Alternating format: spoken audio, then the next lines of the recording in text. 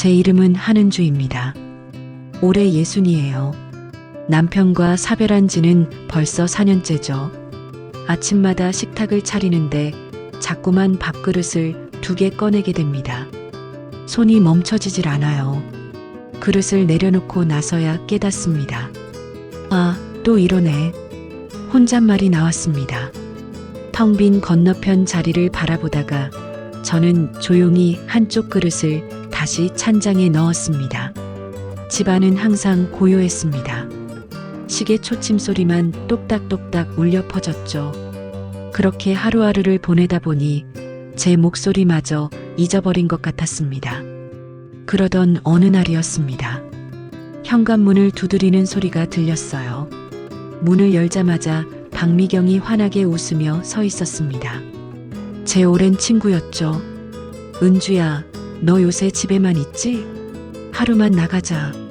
사람 좀 만나고 와. 저는 고개를 저었습니다. 나갈 곳도 만날 사람도 없는데 뭘 어떻게 하냐고요. 그런데 미경이가 눈을 반짝이며 말했습니다. 묻지마 관광버스 타볼래?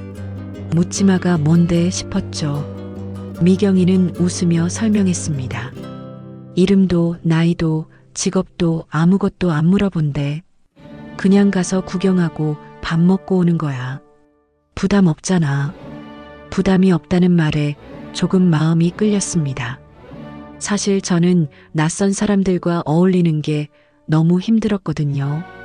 나이를 물으면 예순이라고 하기 민망하고 남편 이야기가 나오면 사별했다고 말하는 것도 괴로웠습니다. 그런데 아무것도 묻지 않는다니 그게 오히려 편할 것 같았어요. 정말 아무것도 안 물어봐? 그럼 그게 컨셉이래. 그냥 편하게 놀다 오는 거야. 저는 한참을 망설이다가 작게 고개를 끄덕였습니다. 며칠 뒤 저는 오랜만에 거울 앞에 섰습니다. 화장도 좀 하고 옷도 골라 입었죠. 거울 속 제 모습이 낯설었습니다. 언제부터 이렇게 늙었을까요? 주름이 깊게 패인 얼굴을 보니 한숨이 나왔습니다. 그래도 립스틱을 발랐습니다. 미경이가 예쁘다고 선물해준 연한 분홍색이었어요. 집을 나서는데 가슴이 두근거렸습니다. 설렘이 아니라 불안이었죠. 사람들 사이에 섞여서 제대로 할 수 있을까? 혹시 민폐를 끼치진 않을까? 그런 생각들이 머릿속을 가득 채웠습니다. 버스 정류장에 도착하니 미경이가 손을 흔들고 있었습니다. 그 옆에는 큰 관광버스 한 대가 서 있었어요. 버스 옆면에는 묻지마 관광이라는 문구가 크게 적혀 있었습니다. 저는 그 글씨를 보며 생각했습니다. 정말로 아무것도 묻지 않을까? 그게 가능할까? 반신반의하면서도 저는 미경이를 따라 버스에 올랐습니다. 그때만 해도 몰랐습니다. 이 버스 안에서 제 인생이 다시 한번 흔들릴 거라는 걸요. 버스에 오르는 순간 제 눈에 가장 먼저 들어온 건 커튼이었습니다. 창문마다 두꺼운 베이지색 커튼이 쳐져 있었어요. 왜 커튼을 쳤을까 싶었죠. 밖이 안 보이니 답답한 느낌도 들었습니다. 하지만 동시에 묘한 안도감도 들었어요. 바깥 세상과 차단된 느낌이랄까요? 이 안에서는 누구도 저를 모른다는 생각이 들었습니다. 미경이를 따라 복도를 걸어가는데 사람들의 시선이 느껴졌습니다. 저만큼 나이 든 분들도 계셨고 생각보다 젊은 분들도 많았어요. 모두들 설렘 표정이었습니다. 저는 가방끈을 꽉 쥐고 조심스럽게 걸었죠. 그때 앞쪽에서 마이크를 든 남자가 환하게 웃으며 말했습니다. 여러분 안녕하세요. 저는 오늘 여러분과 함께할 진행자 김성민입니다. 목소리가 참 밝았어요. 라디오 DJ처럼 경쾌했습니다.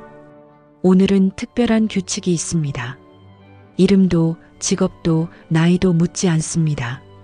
그냥 즐기세요. 편하게 웃고 먹고 즐기다 가시면 됩니다. 그 말에 사람들이 박수를 쳤습니다. 여기저기서 웃음소리가 터져나왔어요. 저는 어리둥절했습니다. 이게 대체 무슨 여행이지? 하지만 이상하게도 가슴이 조금 가벼워지는 느낌이었어요. 아무것도 설명하지 않아도 된다는 게 생각보다 편했습니다. 자, 그럼 자리를 찾아 앉아주세요. 곧 출발합니다. 진행자의 말에 사람들이 움직이기 시작했습니다. 저도 미경이와 함께 빈자리를 찾으려 했는데 미경이가 갑자기 말했어요. 은주야, 나는 저기 앞자리에 앉을게. 멀미가 좀 있어서. 저는 당황했습니다. 같이 앉으려고 온 건데 갑자기 혼자가 된 거예요. 미경이는 미안하다는 표정으로 제 손을 꼭 잡았습니다. 미안해. 나 진짜 버스만 타면 토할 것 같거든. 잠깐만 떨어져 있자. 할 수 없었죠. 저는 고개를 끄덕이고 혼자 뒷자리를 향해 걸었습니다. 사람들 사이를 지나가는데 심장이 빠르게 뛰었어요. 어디 앉아야 하지? 어디가 비었지? 두리번거리다가 창가 쪽 빈자리를 발견했습니다. 다행이다 싶어서 그쪽으로 걸어갔어요. 그런데 그 앞자리에 앉아 계신 남자분이 계셨습니다. 짧은 흰머리에 단정한 옷차림이었죠. 저는 조심스럽게 물었습니다. 저기, 이 자리 비었나요? 남자분이 고개를 돌렸습니다. 그런데 표정이 별로 좋지 않았어요. 퉁명스럽게 말했습니다. 그 자린 제 짝이 앉기로 했어요. 짝이요. 저는 얼굴이 화끈 달아올랐습니다. 괜히 물어본 것 같아서 민망했죠. 제가 뭘 잘못 본 건가 싶었어요. 죄송하다고 말하려는데 목소리가 제대로 나오지 않았습니다. 그냥 고개만 숙이고 뒤로 물러섰어요. 사람들이 다 지켜보는 것 같았습니다. 왜 이렇게 민망한 상황이 생기는 걸까요? 혼자 온 게 실수였나 싶었습니다. 그냥 집에 있을걸? 그런 생각이 머릿속을 맴돌았어요. 그때였습니다. 뒤에서 조용한 목소리가 들렸어요. 여기 앉으세요. 옆자리가 비었어요. 저는 깜짝 놀라 뒤를 돌아봤습니다. 안경을 쓴 남자분이 제 쪽을 보며 미소 짓고 있었어요. 인상이 부드러웠습니다. 나이는 저보다 조금 많아 보였죠. 60 중반쯤 되셨을까요? 괜찮으세요? 이쪽 자리 넉넉합니다. 그분은 옆자리 가방을 치우며 자리를 만들어 주셨어요. 저는 얼떨결에 고맙다고 말하며 그 자리에 앉았습니다. 가슴이 아직도 두근거렸어요. 민망한 반, 안도감 반이었죠.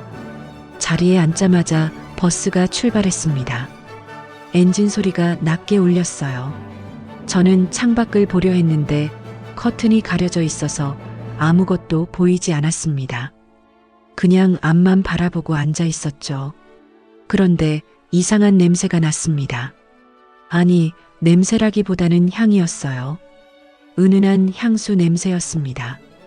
어디서 나는 걸까 싶어 주위를 둘러봤는데 옆에 앉으신 분에게서 나는 것 같았어요. 남자분들은 보통 향수를 안 뿌리는데 이분은 달랐습니다. 자극적이지 않고 편안한 향이었어요. 나무 같기도 하고 차 향기 같기도 했습니다. 창문 사이로 새어 들어오는 햇살이 제 무릎 위에 떨어졌습니다. 따뜻했어요. 버스 안은 웅성거렸지만 이상하게 저는 조용한 느낌이 들었습니다. 향수 냄새와 햇살, 그리고 낯선 사람의 존재. 묘한 조합이었죠. 저는 슬쩍 옆을 봤습니다. 그분은 창밖을 보고 계셨어요.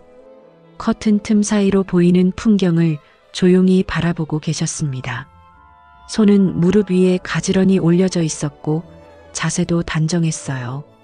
왠지 모르게 신뢰가 가는 모습이었습니다. 그때 진행자가 다시 마이크를 잡았습니다. 자, 여러분. 오늘 우리가 갈 곳은 비밀입니다. 도착해서 알게 되실 거예요. 그 전까지는 옆 사람과 편하게 이야기 나누시면 됩니다. 옆 사람과 이야기를 나누라니. 저는 긴장했습니다. 뭘 말해야 하지?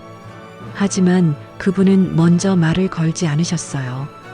저도 용기가 나지 않았습니다. 그렇게 우리는 한동안 아무 말 없이 앉아 있었습니다.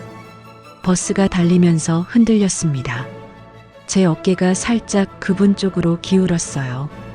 깜짝 놀라 몸을 바로 세웠습니다. 그분은 괜찮다는 듯 미소만 지으셨죠. 길이 좀 울퉁불퉁하네요. 그분이 처음으로 말을 걸었습니다. 목소리가 낮고 차분했어요. 저는 어색하게 대답했습니다. 그러게요. 짧은 대답이었지만 그걸로 충분했습니다. 우리는 더 이상 말하지 않았어요. 하지만 침묵이 불편하지 않았습니다. 오히려 편안했죠. 이상했어요. 처음 보는 사람인데 왜 이렇게 편한 걸까요? 저는 가만히 눈을 감았습니다. 향수 냄새가 계속 느껴졌어요. 햇살도 계속 따뜻했습니다. 버스 소리, 사람들의 웃음소리, 그리고 이 낯선 안정감. 모든 게 혼란스러웠지만 동시에 괜찮았습니다. 제 마음 한구석이 조금씩 녹아내리는 느낌이었어요. 4년 만에 처음 느껴보는 감정이었습니다. 버스가 1시간쯤 달렸을까요? 진행자가 다시 마이크를 들었습니다. 표정이 장난기 가득했어요. 자, 이제 재미있는 시간입니다. 오늘의 파트너를 뽑겠습니다. 파트너요. 저는 가슴이 철렁했습니다. 무슨 파트너를 뽑는다는 건지 이해가 안 됐어요. 주변 사람들은 신나는 표정이었는데 저만 불안했습니다. 여기 바구니에 번호표가 들어 있습니다. 한 분씩 나오셔서 뽑아주세요. 같은 번호를 뽑은 분들끼리 오늘 하루 파트너가 되는 겁니다. 진행자가 환하게 웃으며 설명했습니다. 사람들이 앞으로 나가기 시작했어요. 저는 자리에서 일어나지 못했습니다. 다리가 떨렸거든요. 이런 게임 같은 건 정말 싫었어요. 왜 꼭 이런 걸 해야 하는지 이해할 수 없었습니다. 은주 씨, 가보세요. 미경이가 뒤에서 제 등을 톡 쳤습니다. 저는 어쩔 수 없이 일어났어요. 천천히 앞으로 걸어갔습니다. 바구니에는 작은 종이들이 접혀 있었어요. 저는 눈을 감고 하나를 집었습니다. 펼쳐보니 8번이었습니다. 크게 적힌 숫자 8. 별 의미 없는 숫자였어요. 저는 그 종이를 들고 제자리로 돌아왔습니다. 자, 이제 같은 번호끼리 손을 들어주세요. 1번부터 확인하겠습니다. 진행자의 목소리가 울려 퍼졌습니다. 1번, 2번, 3번. 차례로 사람들이 손을 들었어요. 웃음소리가 여기저기서 터져나왔습니다. 모두들 즐거워 보였죠. 자, 8번 되시는 분. 제 차례였습니다. 저는 천천히 손을 들었어요. 그리고 주위를 둘러봤습니다. 누가 같은 번호일까? 그때 옆에서 손이 올라갔습니다. 깜짝 놀라 고개를 돌렸어요. 아까 그 남자분이었습니다. 제 옆자리를 양보해 주셨던 분이요. 그분도 8번을 들고 계셨어요. 우리는 서로를 바라봤습니다. 어머, 운명이다. 뒤에서 누군가가 말했습니다. 그 말에 사람들이 웃었어요. 저는 얼굴이 뜨거워졌습니다. 운명이라니요. 그냥 우연일 뿐인데 사람들은 왜 저렇게 호들갑을 떠는 걸까요? 옆에 앉으신 두 분이 8번이시네요. 이미 짝이 맞춰져 계셨네요. 진행자가 웃으며 말했습니다. 저는 고개를 숙였어요. 그분도 어색하게 웃고 계셨습니다. 우리는 아무 말도 하지 못했죠. 번호 확인이 끝나고 버스는 다시 출발했습니다. 진행자가 말했어요. 파트너끼리 이야기 나누시면서 가세요. 곧 점심 먹을 곳에 도착합니다. 점심이라는 말에 배에서 소리가 났습니다. 아침을 제대로 못 먹었거든요. 저는 창밖을 보는 척하며 가만히 앉아 있었어요. 그분도 말을 걸지 않으셨습니다. 우리는 그렇게 한참을 침묵했죠. 버스가 어느 휴게소에 멈췄습니다. 사람들이 우르르 내렸어요. 넓은 잔디밭이 펼쳐져 있었습니다. 테이블들이 놓여 있었고 직원들이 도시락을 나눠주고 있었어요. 파트너끼리 같이 앉으세요. 진행자의 안내에 따라 사람들이 짝을 지어 앉기 시작했습니다. 저도 어쩔 수 없이 한 테이블에 앉았어요. 그분도 제 맞은편에 앉으셨습니다. 도시락이 앞에 놓였습니다. 뚜껑을 열자 밥과 반찬이 알록달록하게 담겨 있었어요. 그런데 식욕이 없었습니다. 아침부터 긴장해서 그런가 속이 불편했거든요. 저는 도시락을 그냥 둔 채 물만 마셨습니다.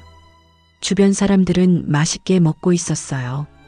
웃음소리도 끊이지 않았죠. 저만 혼자 멍하니 앉아 있었습니다. 안 드세요? 그분이 조심스럽게 물었습니다. 저는 고개를 저었어요. 입맛이 없어서요. 짧게 대답했습니다. 그분은 제 얼굴을 잠시 바라보시더니 말했어요. 빈속에 약 드시면 안 돼요. 저는 깜짝 놀라 그분을 봤습니다. 어떻게 아셨죠? 제가 약을 먹는다는 걸요. 가방 속에 혈압약이 들어 있었거든요. 아침에 먹으려다가 깜빡했어요. 어떻게 아세요? 제가 묻자 그분이 작게 웃으셨습니다. 손에 약봉지 자국이 보여서요. 저는 제 손을 내려다봤습니다. 정말 작은 자국이 손가락에 남아 있었어요. 이런 걸 보시다니 참 세심한 분이구나 싶었습니다. 그분은 젓가락을 들더니 자기 도시락에서 김치 한 조각을 집으셨어요. 그리고 제 쪽으로 내미셨습니다. 제가 담근 겁니다. 짜지 않아요. 저는 멍하니 그 김치를 바라봤습니다. 빨간 고춧가루가 적당히 묻어 있었어요. 싱싱해 보였습니다. 남자분이 김치를 담그신다고요. 신기했어요. 직접 담그세요? 제가 묻자 그분이 고개를 끄덕였습니다. 혼자 사니까 배운 거죠. 혼자 산다는 말에 저는 가슴이 뜨끔했습니다. 이 사람도 혼자구나. 그런 생각이 들었어요. 저는 조심스럽게 그 김치를 받아 먹었습니다. 입에 넣는 순간 아삭한 소리가 났어요. 정말 짜지 않았습니다. 오히려 달콤한 맛까지 났죠. 맛있었어요. 오랜만에 느껴보는 맛이었습니다. 맛있네요. 제가 말하자 그분이 환하게 웃으셨습니다. 주름진 눈가가 더 깊어졌어요. 그 미소가 따뜻했습니다. 다행이네요. 더 드세요. 그분은 또 한 조각을 집어주셨습니다. 저는 이번엔 거절하지 않았어요. 자연스럽게 받아 먹었습니다. 이상하게 배가 고파지기 시작했어요. 이름이 뭐예요? 제가 먼저 물었습니다. 묻지 않기로 한 여행이었지만 이 사람은 알고 싶었거든요. 정태식입니다. 저는 하는 주예요. 우리는 처음으로 서로의 이름을 알게 됐습니다. 정태식? 이름도 참 단단해 보였어요. 반갑습니다, 은주 씨. 정태식이 말했습니다. 존댓말이 자연스러웠어요. 억지스럽지 않았죠. 저도 편하게 대답했습니다. 저도 반가워요. 그때부터였습니다. 우리는 조금씩 이야기를 나누기 시작했어요. 여행 온 이유, 평소에 뭘 하며 사는지 별것 아닌 이야기들이었습니다. 하지만 그게 좋았어요. 부담스럽지 않았거든요. 정태식은 도자기 만드는 일을 하신다고 했습니다. 작은 공방을 운영하고 계신다고 했어요. 그래서 손이 그렇게 깨끗한 거구나 싶었습니다. 저는 그저 집에서 지낸다고만 말했어요. 남편 이야기는 하지 않았습니다. 정태식도 더 묻지 않으셨죠. 우리는 서로의 과거를 캐묻지 않았어요. 그게 오히려 편했습니다. 점심을 다 먹고 일어설 때 정태식이 제 도시락 뚜껑을 닫아주셨습니다. 작은 배려였지만 그게 제 마음을 흔들었어요. 누군가 저를 챙겨준다는 느낌. 4년 만에 처음이었습니다. 제 눈시울이 뜨거워졌어요. 참았습니다. 울면 안 된다고 생각했죠. 하지만 마음 한구석이 따뜻해졌습니다. 오랜만에 느껴보는 온기였어요. 해가 기울기 시작했습니다. 돌아가는 버스 안은 점심 먹기 전과는 분위기가 달랐어요. 사람들이 편해진 것 같았습니다. 여기저기서 이야기 소리가 끊이지 않았죠. 저도 정태식과 나란히 앉아 창밖을 보고 있었어요. 말은 많지 않았지만 침묵이 불편하지 않았습니다. 버스가 고속도로에 진입했습니다.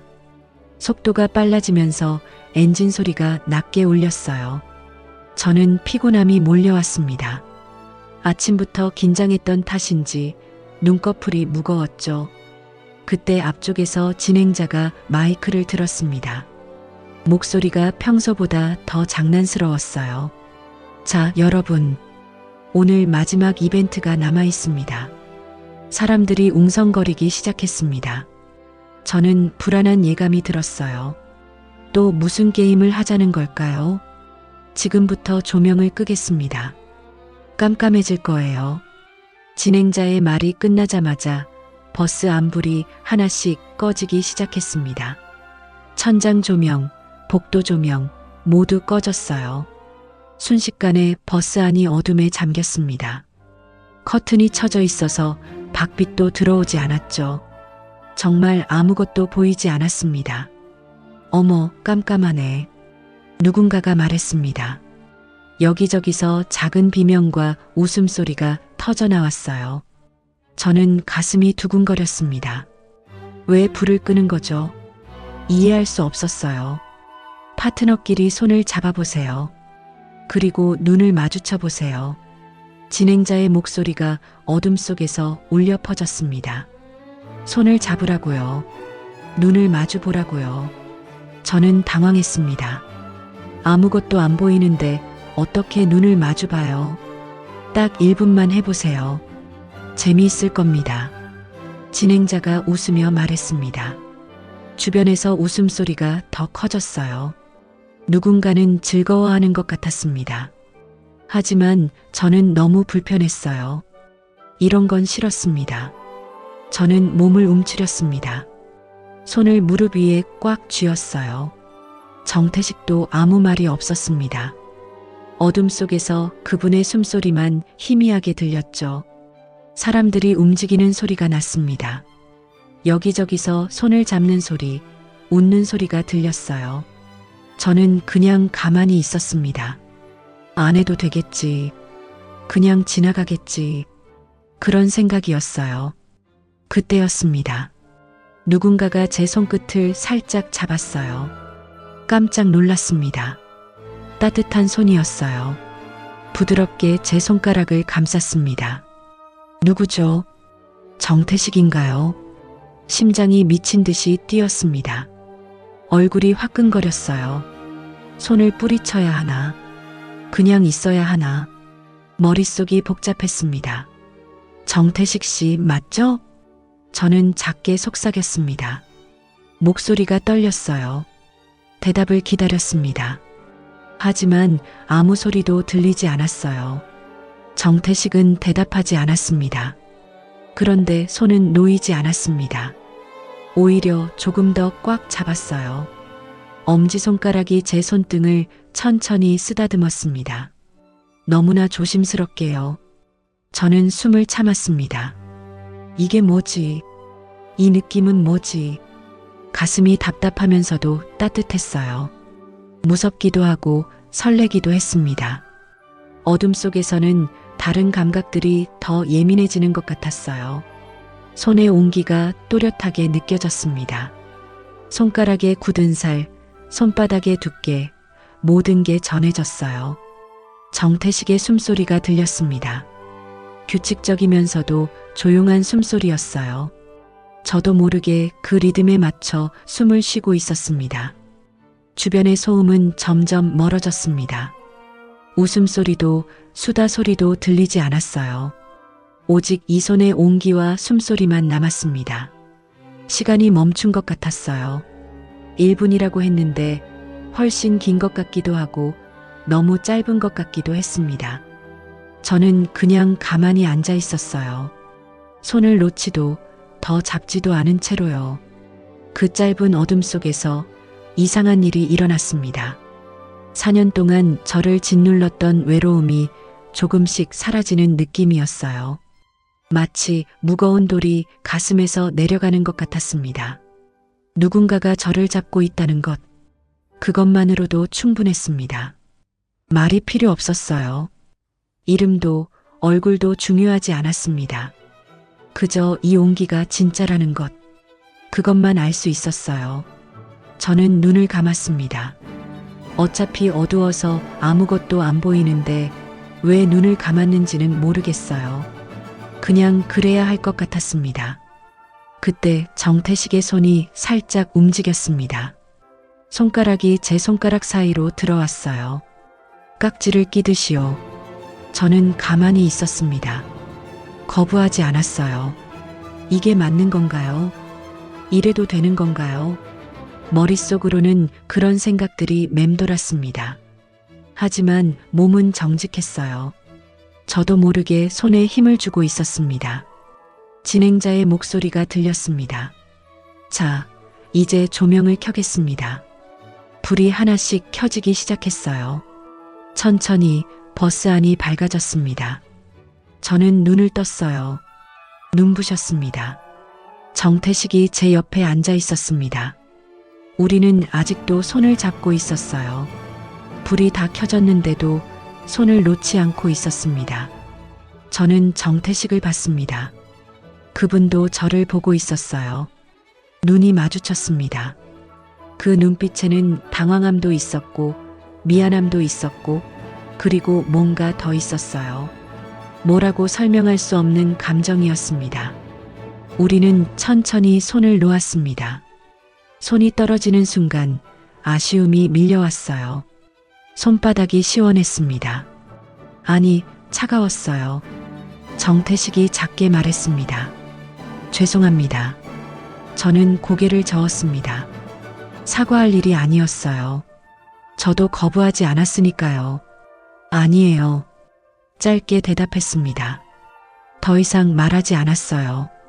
우리는 다시 앞을 보고 앉아 있었습니다. 하지만 뭔가 달라졌습니다. 공기가 달라졌어요. 우리 사이의 거리가 달라진 것 같았습니다. 버스는 계속 달렸습니다. 저는 창밖을 봤어요. 커튼 사이로 스쳐 지나가는 풍경들이 보였습니다. 빠르게 지나가는 나무들, 건물들, 하늘. 제 손은 아직도 따뜻했습니다. 정태식의 온기가 남아 있었어요. 저는 그 손을 꽉 쥐었습니다. 식지 않기를 바라면서요. 이 온기가 조금 더 오래 남아있기를 바라면서요. 그날 밤 집으로 돌아가는 내내 저는 그 감촉을 잊을 수가 없었습니다. 어둠 속에서 잡았던 그 손의 온기가 계속 남아 있었어요. 4년 만에 처음 느껴본 떨림이었습니다. 집에 돌아온 다음 날 아침이었습니다. 저는 평소처럼 커피를 끓이고 있었어요. 어제 일이 자꾸 생각났습니다. 어둠 속에서 잡았던 손, 정태식의 따뜻한 눈빛, 모든 게 꿈 같았어요. 휴대폰이 울렸습니다. 미경이었어요. 아침부터 전화가 오다니 무슨 일인가 싶었죠. 여보세요? 은주야, 너 지금 인터넷 봤어? 미경이의 목소리가 급했습니다. 뭔가 심상치 않았어요. 무슨 인터넷? SNS 말이야.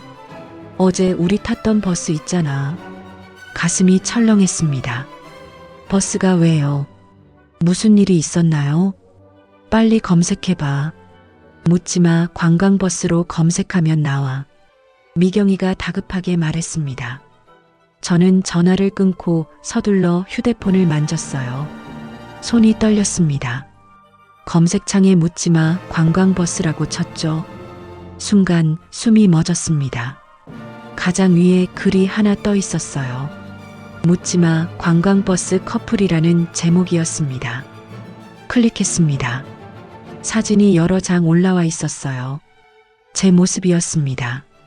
정태식과 나란히 앉아 있는 사진, 도시락을 먹는 사진, 그리고 버스 안에서 손을 잡고 있는 사진까지. 누가 찍은 걸까요? 몰래 찍었다는 게 믿기지 않았어요. 댓글을 봤습니다. 손이 더 떨렸어요. 나이 들어서도 저러냐? 요즘 노인들 정신 좀. 민망하다 진짜. 악의적인 말들이 줄줄이 달려 있었습니다. 저는 휴대폰을 떨어뜨릴 뻔했어요. 얼굴이 화끈거렸습니다. 부끄러웠어요. 창피했습니다. 왜 저런 말을 하는 걸까요? 저희가 뭘 잘못했나요? 그냥 손을 잡았을 뿐인데요.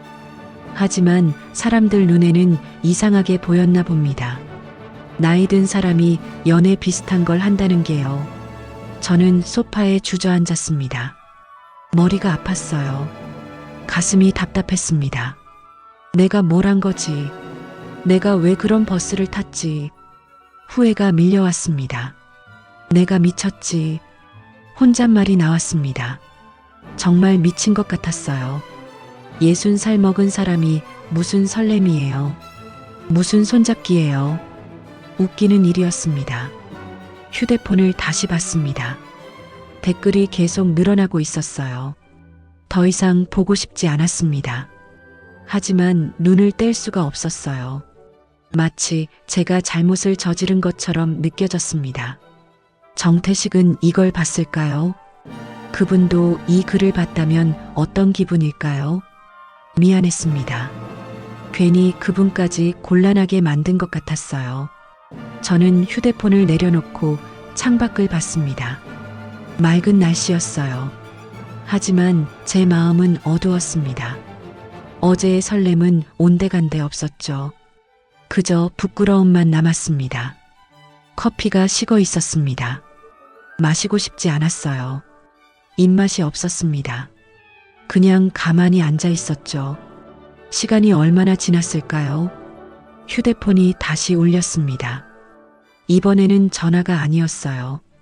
문자였습니다. 모르는 번호였어요. 누구지? 혹시 악플다는 사람이 번호를 알아낸 건가? 무서웠습니다. 하지만 궁금했어요. 저는 떨리는 손으로 문자를 열었습니다. 한은주 씨, 저 정태식입니다. 정태식이었습니다. 심장이 쿵 내려앉았어요. 그분이 왜 문자를 보냈을까요? 화가 난 걸까요? 아니면 저처럼 당황한 걸까요? 다음 문장을 읽었습니다. 미안합니다. 역시 미안하다고 하시네요. 제가 더 미안한데요. 저 때문에 그분도 곤란해진 거잖아요. 하지만 그 순간 거짓은 없었습니다. 저는 그 문장을 다시 읽었습니다. 한 번 더 읽었어요. 거짓은 없었다고요. 무슨 의미일까요? 눈물이 났습니다. 왜 눈물이 나는지 저도 모르겠어요. 슬퍼서인지 고마워서인지 억울해서인지 알 수 없었습니다. 그냥 눈물이 흘렀어요. 저는 휴대폰을 쥔 채 울음을 참았습니다.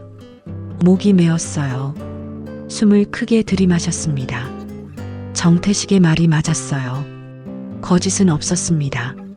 어둠 속에서 잡았던 그 손도, 도시락을 나눠 먹었던 그 순간도 모두 진심이었어요.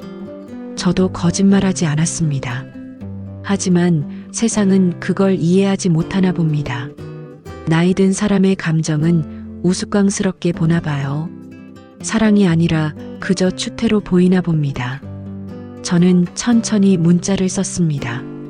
손이 떨려서 오타가 났어요. 지우고 다시 썼습니다. 나도 거짓은 아니었어요. 짧은 문장이었습니다. 하지만 제 마음을 다 담았어요. 보내기 버튼을 눌렀습니다. 문자가 전송됐습니다. 답장은 오지 않았습니다. 저는 휴대폰을 꼭 쥐고 기다렸어요. 5분, 10분, 30분. 아무 응답이 없었습니다. 아마 정태식도 혼란스러울 거예요.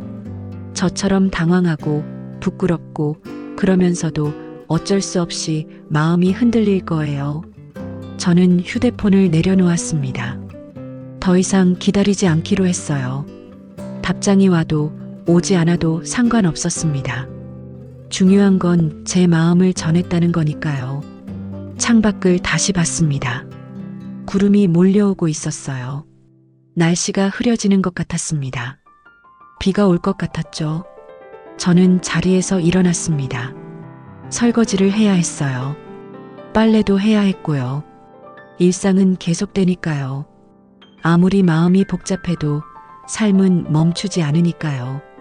하지만 가슴 한구석은 여전히 따뜻했습니다. 정태식의 문자가 계속 생각났어요. 거짓은 없었다는 그 말이요. 그 말이 저를 지탱해 주는 것 같았습니다. 사람들이 뭐라고 하든 저는 알고 있었어요. 그날의 감정이 진짜였다는 걸요. 그걸로 충분했습니다. 적어도 지금은요. 하지만 동시에 불안했습니다. 앞으로 어떻게 될까요? 정태식을 다시 만날 수 있을까요? 아니면 이대로 끝나는 걸까요? 알 수 없었어요. 그저 시간이 지나기를 기다릴 수밖에 없었습니다. 그로부터 일주일이 지났습니다. 미경이가 또 전화를 했어요. 같은 여행사에서 1박 2일 여행을 간다는 거였죠. 처음에는 거절했습니다. 지난번 일이 아직도 부담스러웠거든요. 하지만 미경이가 계속 설득했어요. 은주야, 이번엔 제대로 된 여행이야. 1박 2일로 펜션도 가고 그래. 나는 괜찮아. 정태식 씨도 온대. 그 말에 저는 멈칫했습니다. 정태식이요. 그분도 가신다고요. 가슴이 두근거렸어요. 결국 저는 또 가방을 쌌습니다. 왜 가는지 스스로도 잘 모르겠었어요. 그냥 가고 싶었습니다. 버스에 올랐습니다. 사람들이 반겼어요. 지난번 얼굴들이 보였습니다. 저는 조심스럽게 뒤쪽으로 걸어갔죠. 그리고 정태식을 봤습니다. 그분은 창가에 앉아 계셨어요. 저를 보더니 살짝 미소 지으셨습니다. 저도 어색하게 웃었어요. 그분 옆에 앉았습니다. 당연하다는 듯이요. 잘 지내셨어요? 정태식이 먼저 물었습니다. 저는 고개를 끄덕였어요. 네, 그럭저럭요. 우리는 더 이상 말하지 않았습니다. 하지만 불편하지 않았어요. 그저 나란히 앉아 있는 것만으로도 편했습니다. 버스가 출발했습니다. 날씨가 좋지 않았어요. 구름이 잔뜩 끼어 있었습니다. 진행자가 말했죠. 오늘 비 소식이 있는데 괜찮으시죠? 펜션에 도착하면 괜찮을 겁니다. 사람들이 별로 신경 쓰지 않는 것 같았어요. 저도 그랬습니다. 비가 오면 어때요? 그냥 가면 되죠. 1시간쯤 지났을까요? 빗방울이 떨어지기 시작했습니다. 처음엔 약했어요. 창문에 톡톡 부딪히는 소리가 났습니다. 그런데 점점 세졌어요. 30분쯤 더 가니까 폭우로 변했습니다. 와드득 쏟아지는 소리가 버스 안을 가득 채웠어요. 앞이 잘 보이지 않을 정도였습니다. 이거 길이 막힐 것 같은데요. 누군가가 걱정스럽게 말했습니다. 정말 그랬어요. 버스가 점점 느려졌습니다. 그리고 결국 멈췄죠. 여러분, 죄송합니다. 앞쪽 도로가 물에 잠겼습니다. 잠시 우회해야 할 것 같아요. 진행자가 안내했습니다. 사람들이 웅성거렸어요. 저는 창밖을 봤습니다. 빗줄기가 미친 듯이 쏟아지고 있었어요. 버스는 다른 길로 돌아갔습니다. 하지만 그쪽도 상황이 좋지 않았어요. 결국 진행자가 다시 말했습니다. 인근 펜션으로 먼저 가겠습니다. 거기서 비를 피하시고 날씨 보고 출발하겠습니다. 할 수 없었죠. 버스는 가까운 펜션으로 향했습니다. 도착했을 때는 저녁 무렵이었어요.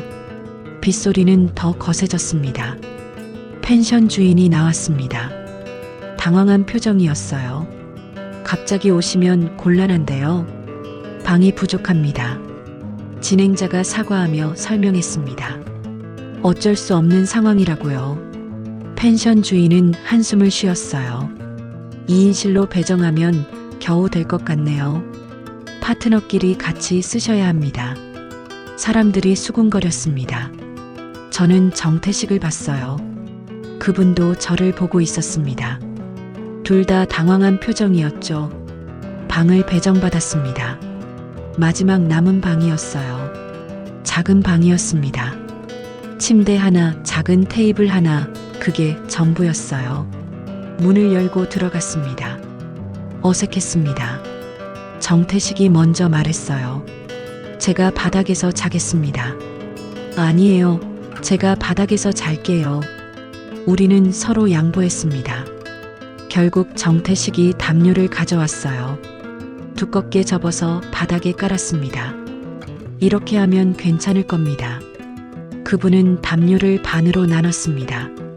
하나는 제게 건네고 하나는 본인이 가졌어요. 불편하실 텐데 이건 제 쪽으로 덮겠습니다. 정태식은 바닥에 누웠습니다. 저는 침대에 앉았어요. 마음이 편치 않았습니다. 밖에서 천둥이 쳤습니다. 쾅 하는 소리가 방 안을 흔들었어요. 저는 깜짝 놀랐습니다. 천둥을 무서워하거든요. 괜찮으세요? 정태식이 물었습니다. 저는 고개를 끄덕였어요. 하지만 손이 떨리고 있었습니다. 또 천둥이 쳤습니다. 이번엔 더 컸어요. 저는 담요를 꽉 움켜쥐었습니다. 천둥 무서우세요? 정태식이 일어나 앉았습니다. 저는 부끄러웠어요. 60살이나 먹고 천둥을 무서워하다니요. 어릴 때부터 그랬어요. 작게 대답했습니다. 정태식은 아무 말 없이 제 옆에 앉았어요. 가까이 있으니 조금 안심이 됐습니다. 빗소리가 창문을 두드렸습니다. 쉴 새 없이 쏟아지는 소리였어요. 우리는 한동안 말없이 앉아 있었습니다. 저는 용기를 냈습니다. 궁금한 게 있었거든요. 참을 수가 없었어요. 그날 왜 제 손을 잡았어요? 조용히 물었습니다. 정태식은 대답하지 않았어요.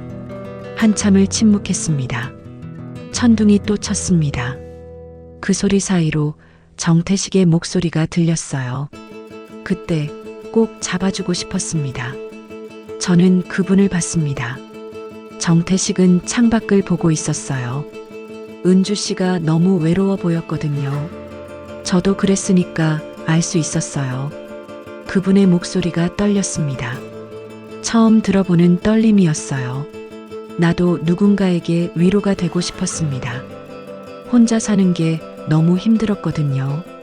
정태식이 저를 봤습니다. 눈빛이 간절했어요. 슬펐습니다. 죄송합니다. 함부로 손을 잡아서요. 저는 고개를 저었습니다. 눈물이 났어요. 참을 수가 없었습니다. 아니에요. 저도 외로웠어요. 너무 외로웠어요. 목소리가 떨렸습니다. 눈물이 흘렀어요. 정태식이 제 손을 잡았습니다. 이번엔 어둠 속이 아니었어요. 불이 켜진 방 안에서였습니다. 많이 힘드셨죠? 정태식이 말했습니다. 저는 울었어요. 소리내서 울었습니다. 4년 동안 참았던 눈물이 쏟아졌어요. 정태식은 아무 말 없이 제 손을 꽉 잡아주었습니다. 그 손이 따뜻했어요. 너무 따뜻했습니다. 밖에서는 빗소리가 계속됐습니다. 천둥도 쳤어요. 하지만 더 이상 무섭지 않았습니다. 누군가 제 곁에 있었으니까요. 저는 천천히 울음을 멈췄습니다. 정태식이 티슈를 건넸어요. 저는 받아서 눈물을 닦았습니다. 미안해요. 갑자기 울어서요. 괜찮습니다. 우셔도 돼요. 정태식이 미소 지었습니다. 따뜻한 미소였어요. 그날 밤 우리는 밤새 이야기했습니다. 혼자 살면서 느낀 외로움, 사별 후의 공허함, 누구에게도 말하지 못했던 이야기들을 나눴어요. 새벽이 올 때까지 우리는 이야기했습니다. 그리고 알게 됐죠. 우리가 얼마나 비슷한지를요. 펜션에서 돌아온 후 정태식과 저는 자주 연락했습니다. 문자도 하고 전화도 했어요. 처음엔 조심스러웠죠. 하지만 점점 자연스러워졌습니다. 아침에 일어나면 정태식의 문자가 와 있었어요. 잘 주무셨어요? 짧은 문장이었지만 그게 하루를 시작하는 힘이 됐습니다. 한 달쯤 지났을 때 정태식이 만나자고 했어요. 공방에 놀러 오라고 했습니다. 저는 설렜어요. 그분이 일하는 곳이 궁금했거든요. 하지만 그날 아침 아들이 찾아왔습니다. 민수였어요. 1년에 몇 번 보지도 못하는 아들이 갑자기 온 거예요. 이상했습니다. 엄마, 잠깐 얘기 좀 해요. 민수의 표정이 굳어 있었습니다. 뭔가 심상치 않았어요. 무슨 일이야? 엄마, 요새 누구 만나요? 가슴이 철렁했습니다. 어떻게 알았을까요? 제가 정태식을 만나는 걸 아들이 알 리 없는데요. 갑자기 왜 그래? 인터넷에서 봤어요. 엄마가 어떤 남자랑 같이 찍힌 사진요. 아, 그 사진이구나. 아직도 인터넷에 떠돌고 있나 봅니다. 저는 한숨을 쉬었어요. 친구야. 여행에서 만난 친구. 친구요? 엄마, 그 사진 보면 친구처럼 안 보이던데요. 민수의 목소리가 날카로웠습니다. 저는 당황했어요. 뭐라고 설명해야 할지 몰랐습니다. 그냥 아는 사람이야. 너가 신경 쓸 일 아니고. 신경 쓸 일 아니라고요? 엄마가 모르는 남자랑 그렇게 다니는데요? 민수가 소리를 높였습니다. 저는 놀랐어요. 아들이 이렇게 화내는 걸 처음 봤거든요. 그 사람 믿을 수 있어요?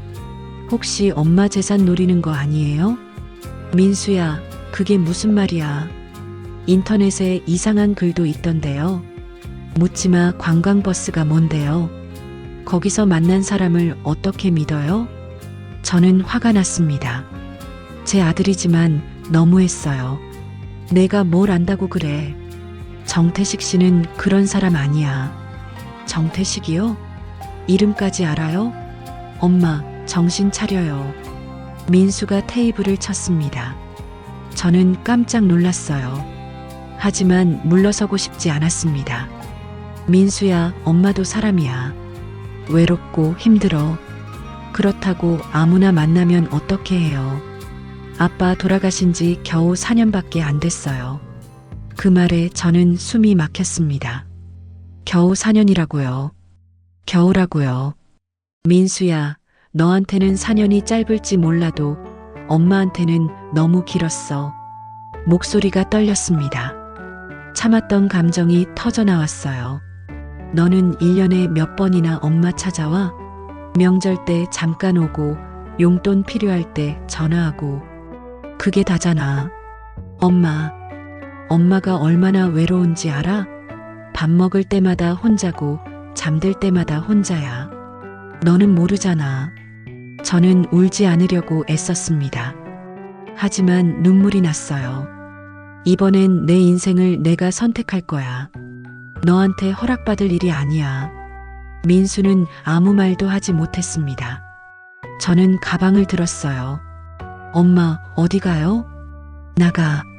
엄마, 너는 내 인생 살아. 엄마는 엄마 인생 살게. 저는 문을 열고 나갔습니다.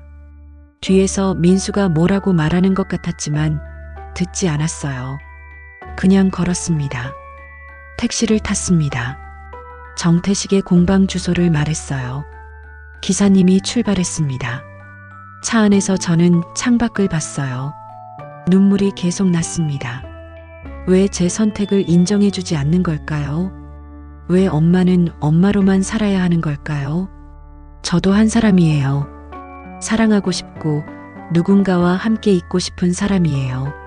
30분쯤 지나서 공방에 도착했습니다. 작은 건물이었어요.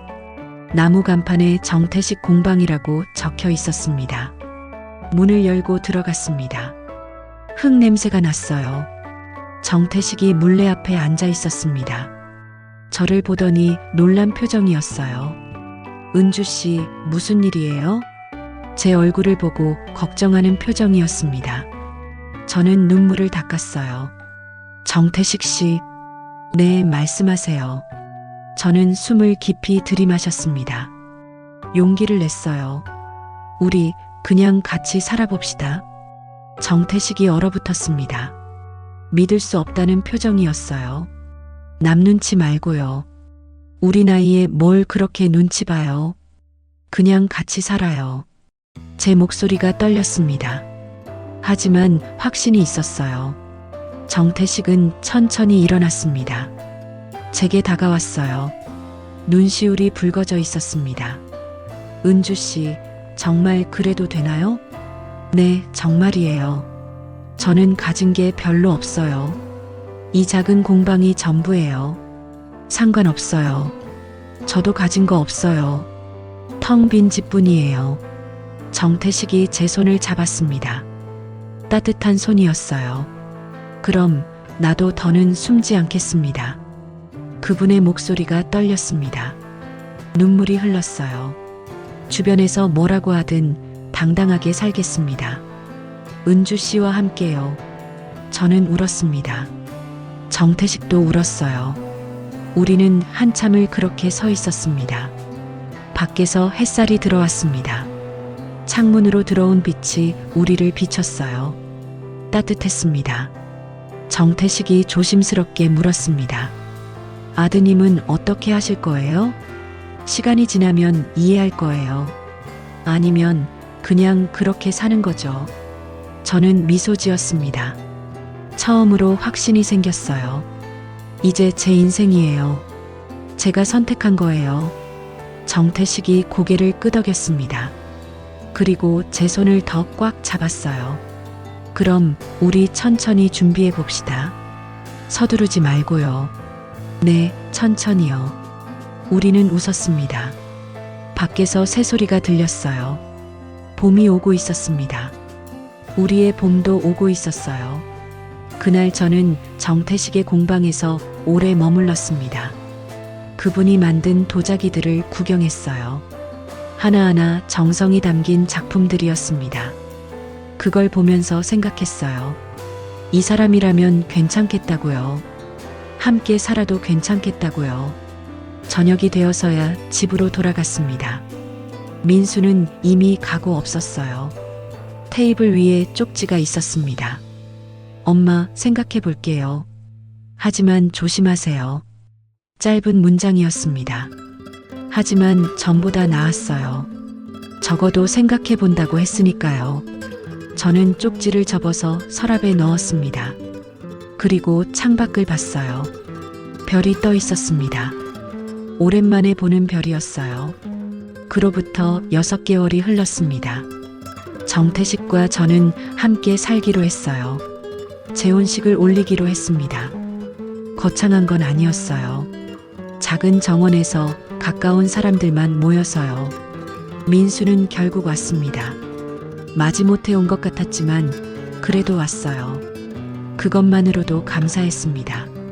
미경이도 왔고 정태식의 친구들도 왔어요. 묻지마 관광버스에서 만났던 분들도 몇 분 오셨습니다. 아침부터 저는 긴장했습니다. 60살에 재혼식을 올린다는 게 믿기지 않았어요. 거울 앞에 섰습니다. 흰색 재킷 원피스를 입었어요.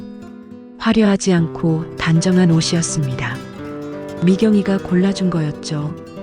은주야, 예쁘다. 미경이가 웃으며 말했습니다. 저는 부끄러웠어요. 이 나이에 예쁘다니요. 주름투성이인데 뭐가 예뻐.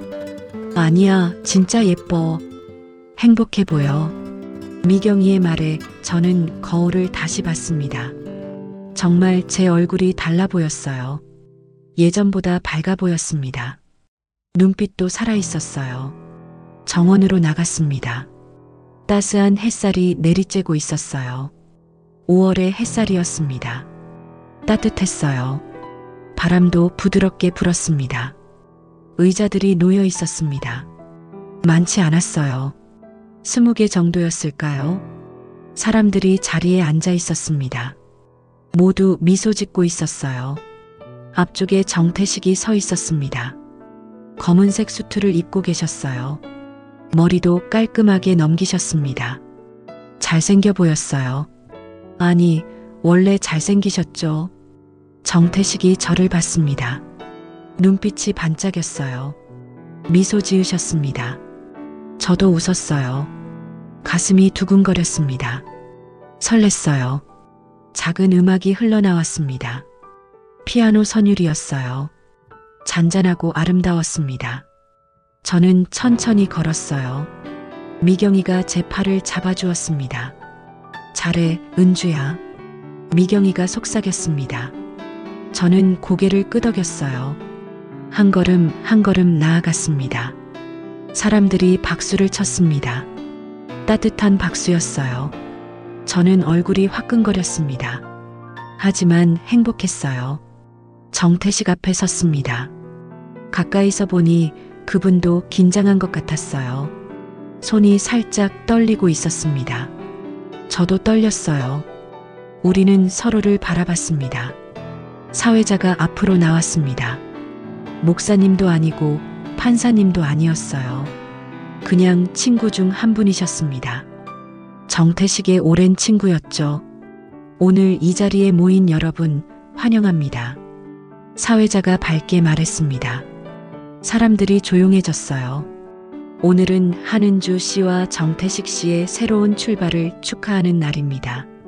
두 분은 인생의 후반부에 다시 만나 서로의 동반자가 되기로 했습니다. 저는 정태식의 손을 잡았습니다. 따뜻했어요. 정태식도 제 손을 꽉 잡았습니다. 사랑은 나이를 묻지 않습니다. 언제든 어디서든 찾아올 수 있죠. 두 분은 그걸 증명하셨습니다.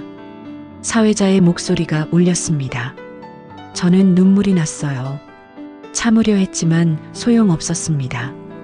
오늘 두 분의 약속은 새로운 인생의 시작입니다. 남은 날들을 함께 걸으시겠다는 약속이죠. 정태식이 제 눈물을 닦아주었습니다. 조용히 부드럽게요. 저는 그분을 봤어요. 눈이 마주쳤습니다. 한은주 씨, 정태식 씨를 평생의 동반자로 맞이하시겠습니까? 저는 고개를 끄덕였습니다. 목소리가 나오지 않았어요. 숨을 깊이 들이마셨습니다. 네, 그러겠습니다. 사람들이 박수를 쳤습니다. 저는 울었어요. 행복해서 우는 거였습니다. 정태식 씨, 한은주 씨를 평생의 동반자로 맞이하시겠습니까? 정태식의 목소리가 떨렸습니다. 네, 그러겠습니다. 우리는 서로를 바라봤습니다. 세상에 우리 둘밖에 없는 것 같았어요. 다른 건 아무것도 보이지 않았습니다. 그럼 이제 두 분의 약속을 나눠주세요. 사회자가 물러났습니다. 정태식이 제 손을 더 꽉 잡았어요. 그리고 말했습니다.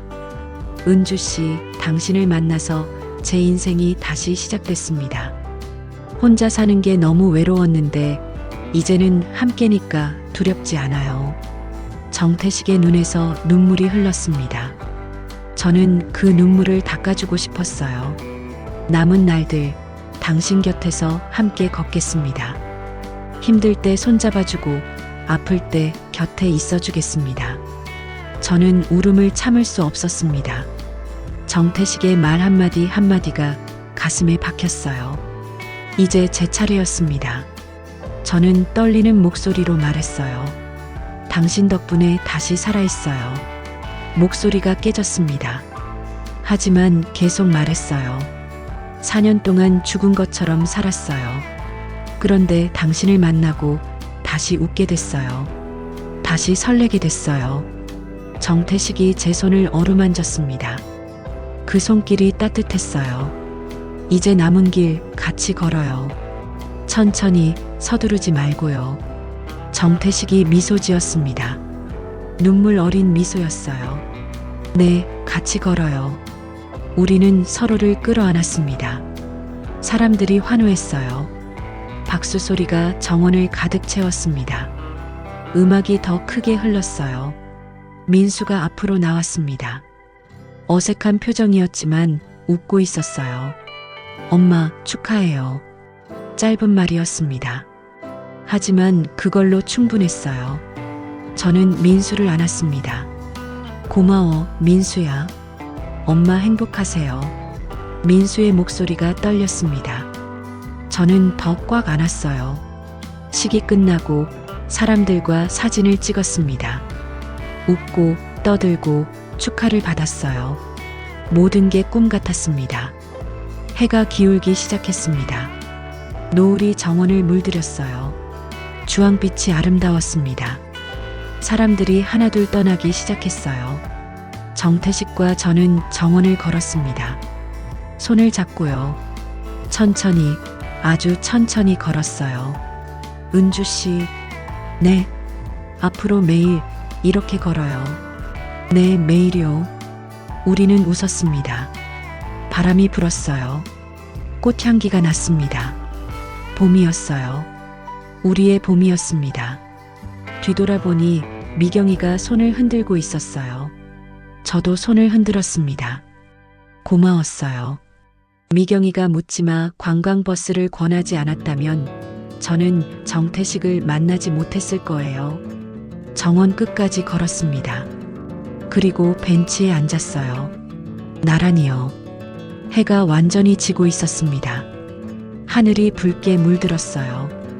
은주 씨, 행복하세요? 정태식이 물었습니다. 저는 고개를 끄덕였어요. 너무 행복해요. 당신은요? 저도요. 이렇게 행복해도 되나 싶어요. 우리는 서로를 바라봤습니다.